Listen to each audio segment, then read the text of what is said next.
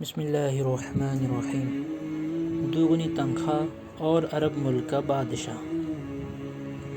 واقعہ یہ ہے کہ ایک عرب ملک کا بادشاہ ایک دن دربار میں آیا تو اس نے اپنے ایک خدمتگار کے بارے میں حکم دیا کہ یہ جتنی تنخواہ لیتا ہے آج سے اسے اس سے دوگنی تنخواہ دی جائے، کیونکہ ہم نے محسوس کیا ہے کہ یہ دلی شوق اور پوری محنت سے ہماری خدمت کرتا ہے، جبکہ اس کے ساتھیوں کا یہ حال ہے کہ وہ کام سے جی چراتے ہیں اور سارا وقت کھیل کود میں برباد کر دیتے ہیں۔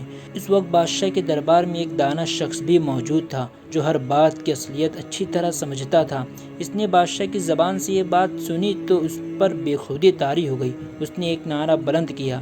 لوگوں نے پوچھا کہ اے شخص، تجھے کیا ہوا جو یوں بے خود ہو گیا؟